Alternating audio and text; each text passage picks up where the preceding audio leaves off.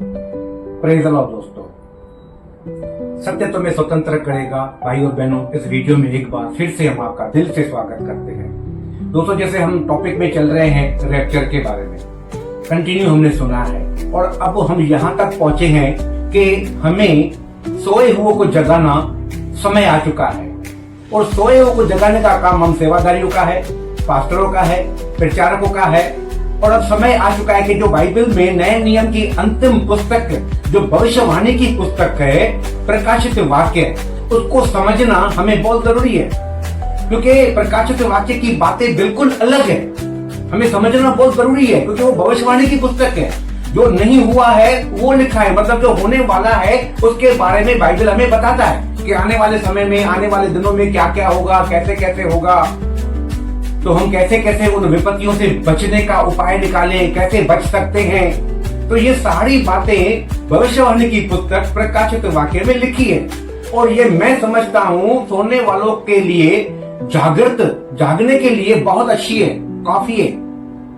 और हम कलीसियाओं में इन अंतिम दिनों में प्रकाशित वाक्य की बातों को पढ़ना, सीखना बहुत जरूरी है। और कलीसिया को भी प्रकाशित वाक्य का वचन बताना, पवित्र आत्मा की उपस्थिति में सिखाना बहुत जरूरी है। क्योंकि देखो, आज के तारीख में अगर देखा जाए तो आज भी कई कलीसियाओं में गॉस्पेल का ही प्रचार हो रहा है। और दोस्तों, गॉस्पेल में प्रचार क्या है कि प्रभु यीशु मसीह परमेश्वर का इकलौता पुत्र है, जो जगत में सारे जगत के पापों के लिए दुनिया में आया, सारे जगत के पापों को अपनी देह पर लेकर कलवरी क्रूस पर लटकाया गया, मारा गया, गाड़ा गया। और उस परमेश्वर पर तुम विश्वास करो कि परमेश्वर को मरे हुए में से जिंदा किया है और वो आज भी जिंदा है। और विश्वास करके तुम उद्धार पाओ, अनंत जीवन पाओ। यही बातें गॉस्पेल में है कि हम कैसे विश्वास करें, कैसे पापों से मुक्ति पाएं, कैसे श्रापित जिंदगी से बाहर निकलें, आशीषित जिंदगी में आ जाएं, परमेश्वर की ज्योति में आ जाएं। ये सारी गॉस्पेल में बातें लिखी हुई है, जो आज भी ज्यादातर कलीसियाओं में प्रचार होता है। कैसे हम चंगाई पाएं, कैसे हम छुटकारा पाएं, कैसे हम आशीष पाएं, कैसे हम शांति पाएं। तो ये सारी बातें गॉस्पेल में है। अनगिनत चमत्कार, मरे हुए भी जिंदा हुए, अनगिनत बीमार लोग चंगे हो गए, बीमारियां निकलती गई, दुष्ट आत्माएं निकलती रही लोगों के शरीर में से। ये तमाम बातें गॉस्पेल में लिखी हुई है। और ये भी लिखा है, विश्वास करने वालों में ये चिन्ह होंगे कि वो बीमारों पर हाथ रखेंगे, बीमार चंगे हो जाएंगे, दुष्ट आत्माओं को भगाएंगे। अगर विष का प्याला भी पी जाए तो भी उन्हें हानि न होगी। और जो विश्वास करे और बपतिस्मा ले उसी का उद्धार होगा। ये सारी बातें मरकुस 16 अध्याय में लिखी है। और ये भी लिखा है कि तुम चेला बनाओ, लोगों को बपतिस्मा दो। ये सारी बातें गॉस्पेल के अंदर हमने पढ़ी है, सुनी है, सीखी है। लेकिन जो प्रकाशित वाक्य के अंदर जब हम एंट्री करते हैं तो जो गॉस्पेल में लिखा है, वो गॉस्पेल में जो लिखा है वो प्रकाशित वाक्य में बात है ही नहीं। बिल्कुल गॉस्पेल की से अलग बातें हैं जो प्रकाशित वाक्य में लिखी है। जब हम प्रकाशित वाक्य में जाएंगे तो हम जान जाएंगे कि प्रकाशित वाक्य बिल्कुल अलग पुस्तक है, गॉस्पेल के समान नहीं है। ये गॉस्पेल हमें दिया गया कलीसिया में आने के लिए, विश्वास करने के लिए, उद्धार पाने के लिए। लेकिन प्रकाशित वाक्य हमें इसलिए दिया गया ताकि हम स्वर्ग जा सकें। गॉस्पेल हमें विश्वास करने में मदद करता है, उद्धार पाने में, अनंत जीवन पाने में मदद करता है। लेकिन प्रकाशित वाक्य की जो पुस्तक है, वहां विश्वास की चर्चा नहीं है। वहां अब अंतिम दिनों में क्या क्या होगा और कैसे लोग विपत्तियों से बचाए जाएंगे, कैसे लोग अटक जाएंगे, रह जाएंगे, ये सारी बातें प्रकाशित वाक्य में वही लिखी है। और यूहन्ना को परमेश्वर ने अपने चेले को, 7 कलीसियाओं को लेटर दिया था कि तुम कलीसियाओं में, सारे कलीसियाओं में दो, हर एक पास्टर को ये लेटर दो, ताकि हर एक पास्टर प्रकाशित वाक्य को प्रचार करें, लोगों को सिखाए कि देखो भाई, अंत के दिनों में हम चल रहे हैं। अब चंगाई पाने का, आशीष पाने का, बंगला लेने का, या आउट ऑफ इंडिया जाने का, वीजा प्राप्त करने का, शादियां करने का, बच्चे पैदा करने का, बिजनेस में आशीष, पैसों की बरकत।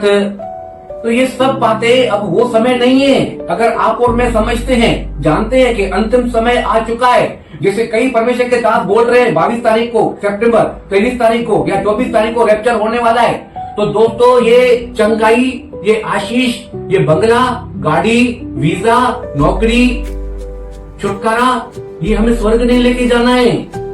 ये हमारे साथ स्वर्ग नहीं जाएगी।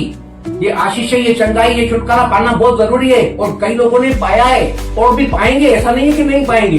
लेकिन आज के तारीख में परमेश्वर के दासों का, पास्टरों का, कलीसिया चलाने वालों का पूरी तरह से कर्तव्य बनता है कि परमेश्वर की अंतिम बातों को भी बताना जरूरी है। वरना प्रकाशित वाक्य क्यों लिखा गया, बाइबल के अंदर क्यों दिया गया? इसलिए दिया गया ताकि हम अंतिम दिनों में कैसे चले, क्या करें, हमारा व्यवहार कैसा हो, हमारा उठना बैठना कैसा हो, ये सारी बातें हमें प्रकाशित वाक्य सिखाती है।